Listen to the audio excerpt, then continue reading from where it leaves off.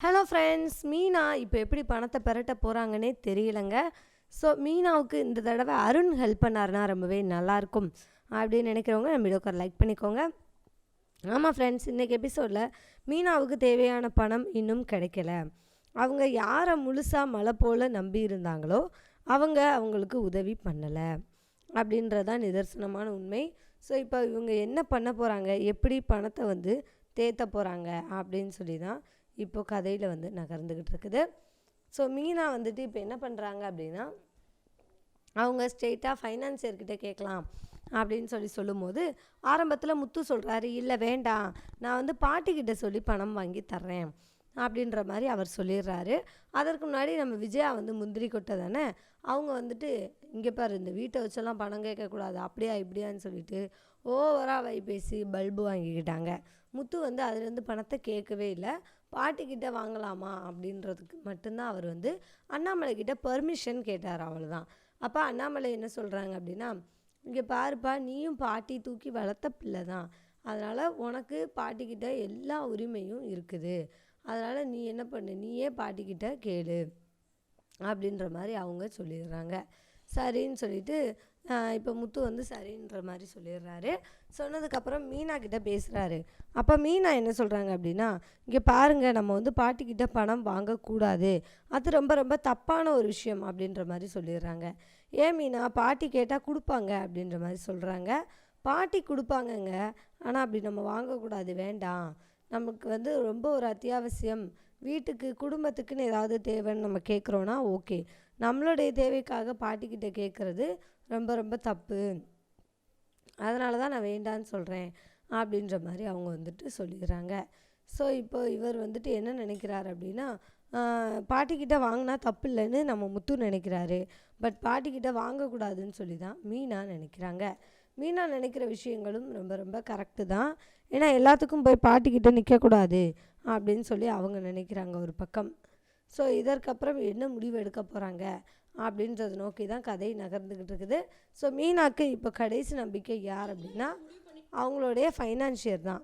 அந்த financier last டைமே அவங்களுக்கு நல்லா உதவி பண்ணார். அது மட்டும் இல்லாமல் எப்போ எந்த உதவி வேணும்னாலும் என்கிட்ட நீங்கள் என்ன பண்ணுங்கள், கேளுமா, எவ்வளோ பணமாக இருந்தாலும் நான் தர்றேன் அப்படின்றத அவர் சொல்லி தான் அனுப்புனார்.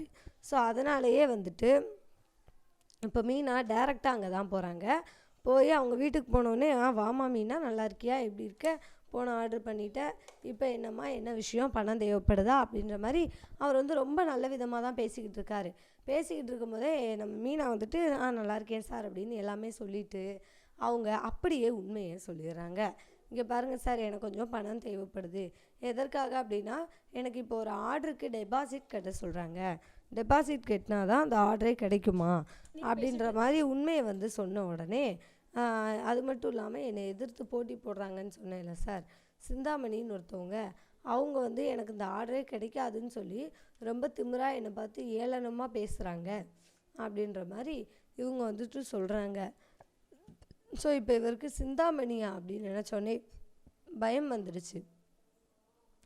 சிந்தாமணி அவங்களுடைய தங்கச்சியா இல்லை மனைவியா அப்படின்றது நமக்கு இன்னும் குழப்பமாக தான் இருக்குது. ஸோ இப்போ சிந்தாமணி பிரச்சனைகளை உண்டு பண்ணிடுவா அப்படின்னு சொல்லி இவங்க பணம் இல்லை அப்படின்னு சொல்லிடுறாங்க. எதற்காக அப்படின்னா, இப்போ பணத்தை நம்ம கொடுத்துடலாம், பட் கொடுத்துட்டோம் அப்படின்னா அவள் சும்மா இருக்க மாட்டா, அந்த ஆர்டரை அந்த பொண்ணுக்கிட்டேருந்து வாங்குறதுக்காக எந்த எல்லைக்கு வேணாலும் போவா, அதனால் நம்மளால் இப்போதைக்கு என்ன பண்ண முடியாது, இந்த பொண்ணுக்கு உதவி பண்ணவே முடியாது அப்படின்னு சொல்லி இப்போ இவர் என்ன பண்ணுறாரு, இங்கே பாருமா, என்னால் இப்போ உனக்கு உதவி பண்ண முடியாது, ஏன்னா இப்போ உனக்கு ஆர்டர் கிடச்சிருச்சுன்னா பரவாயில்ல, ஆனால் உனக்கு என்ன ஆகலை, ஆர்டரு கிடைக்கல, ஆர்டர் கிடைக்கிறதுக்கு முன்னாடியே நீ என்ன பண்ணுற, பணத்தை கேட்குற, இது எனக்கு ரொம்ப ரொம்ப ரிஸ்க்காக தெரியுது, அதனால் நான் என்ன பண்ண மாட்டேன், ஆர்டர் எடுத்துகிட்ட கண்டிப்பாக பணம் வரும் அப்படின்னா தான் நான் உதவி பண்ணுவேன், இது உனக்கு டவுட்டாக இருக்குது இல்லையா, அந்த மாதிரி ஆட்களுக்கு நான் உதவி பண்ணுறது கிடையாது அப்படின்ற மாதிரி சொல்லிடுறாங்க. ஸோ இப்போ மீனாவுக்கு என்ன பண்ண போகிறோம்னே ஒன்றும் புரியல. அவங்க ரொம்பவே பதட்டமாக இருக்காங்க. என்னடா இது, நமக்கு உதவி கிடைக்கும்னு நினச்சோம், ஆனால் இப்படி ஆயிடுச்சே அப்படின்னு சொல்லிட்டு அவங்க ரொம்பவே தட்டழிகிறாங்க.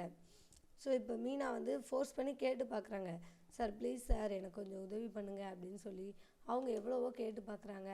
பட் ஃபினான்ஷியர் உதவி பண்ணலை. அவங்க போனதுக்கப்புறம் அவங்களோட அசிஸ்டண்ட் வந்து கேட்குறாரு, என்ன சார் அந்த பொண்ணுக்கு நீங்கள் உதவி பண்ணுவீங்கன்னு நான் நினச்சேன் அப்படின்ற மாதிரி சொல்லும்போது, இங்கே பாருப்பா, அந்த பொண்ணுக்கு உதவி பண்ணுறதுல எனக்கு எந்த விதமான பிரச்சனையும் கிடையாது. இதுக்கு மேலே பணம் கேட்டால் கூட நான் கொடுக்க தான் செய்வேன். ஆனால் இப்போ அந்த பொண்ணு மோதுறது சிந்தாமணியை பற்றி தான் அவனுக்கு தெரியும்ல. அவள் அந்த இப்போ ஆர்டர் இந்த பொண்ணுக்கு மட்டும் கிடச்சிருச்சு அப்படின்னா அந்த பொண்ணுக்கிட்டேருந்து அந்த ஆர்டரை பறிக்கிறதுக்கு என்ன வேணாலும் பண்ணுவா. அதனால் தான் நான் வந்து உதவி பண்ணலை அப்படின்ற மாதிரி சொல்லிடுறாங்க. ஸோ இப்போ விஜயா வந்துட்டு என்ன பண்ணுறாங்க அப்படின்னா, நம்ம பார்வதியோட வீட்டுக்கு போய் பார்வதியை கேசரி செய்ய சொல்லி சந்தோஷமாக சாப்பிட்டுக்கிட்டு இருக்காங்க. எதற்காக அப்படின்னா, மீனாவுக்கு ஆர்டர் கிடைக்காம போயிடுச்சு இல்லையா, அதற்காக. மீனாவுக்கு ஆர்டர் கிடைக்காம போனதில் அவங்களுக்கு அந்த அளவுக்கு மிகப்பெரிய சந்தோஷம். ஸோ பார்வதிக்கு அந்த விஷயங்கள் தெரியாது. அதனால் அவங்க என்ன பண்ணுறாங்க, ஆரம்பத்தில் கேசரி செஞ்சு கொடுத்துறாங்க.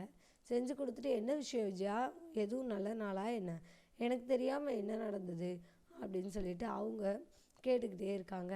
அப்போது கடைசியில் தான் பார்வதிக்கிட்ட நம்ம விஜயா சொல்கிறாங்க, இங்கே பாரு, நான் எதற்காக சாப்பிட்றேன் அப்படின்னா, அந்த பூக்கட்டுறவளுக்கு ஆர்டர் கிடைக்காம போயிடுச்சு, நான் வந்து தடுத்துட்டேன் அந்த ஆர்டர் கிடைக்க இருந்ததை அப்படின்னு சொல்லும்போது, பார்வதி இருந்துட்டு, சரி இவ்வளோ மோசமானவளாக இருக்காளே, அவன் மருமகளுக்கே ஆர்டர் கிடைக்கக்கூடாதுன்றதுல எந்த அளவுக்கு தெளிவாக இருக்கா பாரு அப்படின்னு சொல்லிட்டு இவங்க வந்து பயங்கரமாக கோவப்படுறாங்க. சரி இவளெல்லாம் திருத்தவே முடியாது அப்படின்னு சொல்லிடுறாங்க. அப்போ அந்த டைமில் இன்னொரு ஆளை வர சொல்லியிருக்காங்க வீட்டுக்கு. யாருன்னு பார்த்திங்கன்னா, நம்ம சிந்தாமணியை வர சொல்லி சிந்தாமணிக்கும் கேசரி கொடுக்குறாங்க. எதற்காக அப்படின்னா, இங்கே பாருங்கள் சிந்தாமணி, அவளுக்கு வந்து ஆர்டருக்கு பணம் கட்டணுமாமே, அந்த பணத்தை வந்து வீட்டில் கேட்டு நைஸாக வந்தாங்க 2 பேரும். நான் வந்து பணம் கிடைக்க விடாமலே பண்ணிட்டேன் அப்படின்ற மாதிரி சொல்லிடுறாங்க. எதற்காக அப்படின்னு பார்த்தா, உங்கள்கிட்ட இருந்து அவள் ஜெயிக்கக்கூடாது, உங்கள் முன்னாடிலாம் அவள் ஜெயிக்கக்கூடாது, அவள் வந்து ஜெயிச்சிட்டா அப்படின்னா நீங்கள் தோற்று போன மாதிரி ஆகிரும். அதற்காக தான் நான் என்ன பண்ணேன், இப்படி பணம் கிடைக்க விடாமல் பண்ணிட்டேன் அப்படின்ற மாதிரி சொல்லிடுறாங்க. ஸோ இப்போ சிந்தாமணிக்கு ரொம்ப சந்தோஷம்.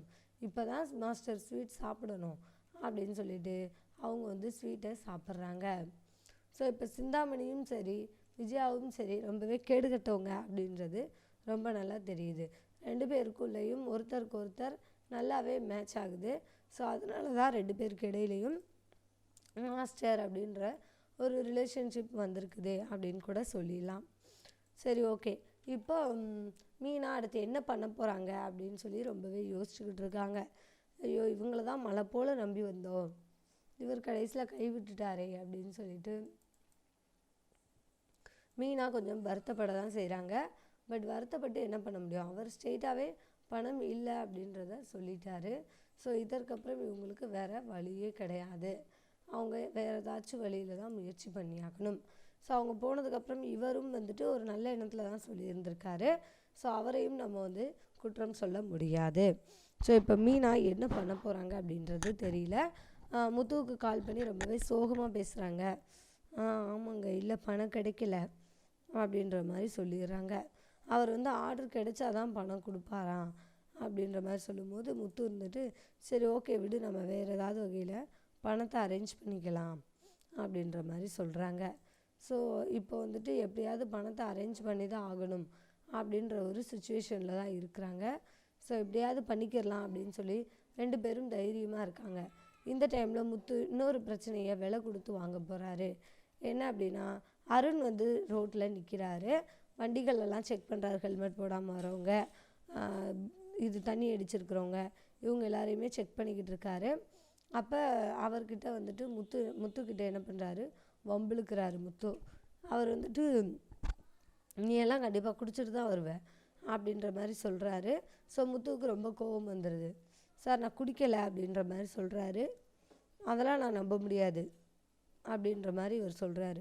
நீ ஊது, அப்போ தான் நம்புவேன் அப்படின்ற மாதிரி சொல்லும்போது, நான் ஊத முடியாது சார், நான் குடிக்கலை அப்படின்ற மாதிரி சொல்கிறாரு. இங்கே பாரு, நீ குடிச்சிருப்ப, அதெல்லாம் வா அப்படின்ற மாதிரி சொல்லி கூப்பிட்றாரு. நீ இந்த ஊத மட்டும் செய், நான் உன்னை விட்டுறேன் அப்படின்ற மாதிரி சொல்கிறாரு. இல்லை சார், என்னால் ஊத முடியாது அப்படின்னு சொல்லும்போது, சார் இது என்னுடைய காரு, என்னுடைய காரில் நான் ட்ராவல் பண்ணும்போது எப்படி வரணும்னு எனக்கு தெரியும், நான் குடிக்கவே இல்லை, தேவையில்லாமல் என்கிட்ட வந்துட்டு நீங்கள் என்ன பண்ணக்கூடாது, பிரச்சனை பண்ணக்கூடாது அப்படின்னு சொல்லி திமிரா பேசிகிட்டு இருக்காரு. இங்கே பாரு, நான் என்னோடய டியூட்டியை தான் பண்ணிகிட்ருக்கேன் அப்படின்ற மாதிரி அவர் கேட்குறாரு.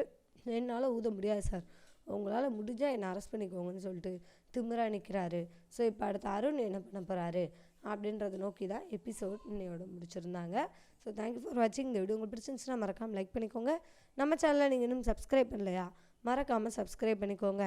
அண்ட் கூடவே பக்கத்தில் இருக்க பெல் ஐக்கானையும் கிளிக் பண்ணிக்கோங்க. தேங்க்யூ.